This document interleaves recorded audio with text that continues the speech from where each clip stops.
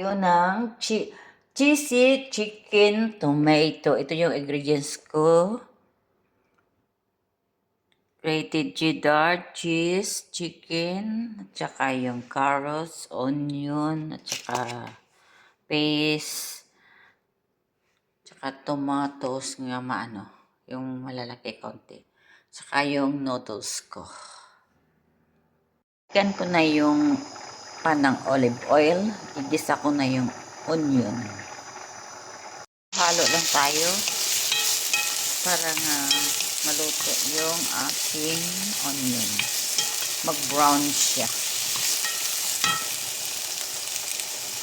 Kinix ko na yung carrot sa onion. Yan, nagisa-gisa na lang din hanggang maluto yung carrot. Yan. Tapos init ko mamaya yung fresh chicken.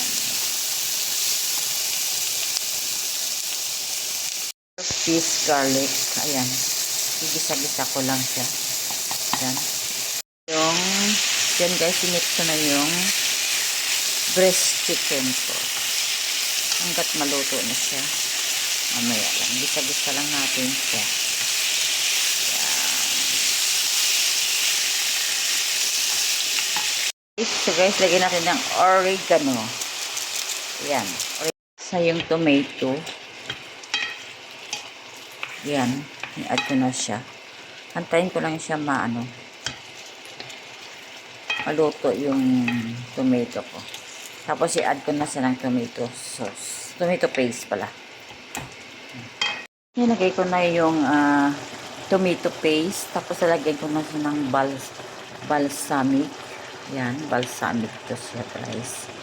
And then sugar. Lagyan natin ng sugar para malasa siya. Sabay-sabay ko na lahat siya. And next is nor cubes. Ayan na siya guys. I-mix na lang siya natin. Parang maglas-alas. Parang okay na siya. Ayan. Luto na lang yun siya. Ayan siya. Tapos yung aking noodles, almost done na rin. Mamaya kukunin ko na siya. Guys, in-add ko yung cheese cream sa aking pasta. Ayan, cheese cream. Cheese cream to siya. Ayan, very tasty na siya. Tapos, ilalagay ko siya mamaya sa oven. Pag na-mix ko na to siya. Yan. Wow. Tapos guys, ilagay na natin ng grated mozzarella cheese sa taas. Ayan. Ayan. Ayan. Mahirap kasi pag wala kang ako lang kasi mag-isa. Naghahawak ng ko cellphone. Wala kasi akong stand. Ayan. Mozzarella cheese. Ano lang natin siya, yung kalat-kalat lang sa natin para nga yan. Tapos next, cheddar. Ay, sorry. Cheddar cheese. Ayan, cheddar cheese. Cheddar cheese, guys. Ayan, puro cheese. Cheese.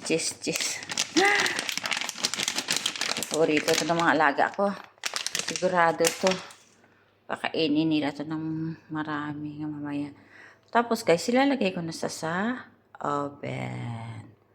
Oven ko na siya. Ayan. Oh my God. Ayan. So, luto na siya. Lagay ko na sa oven.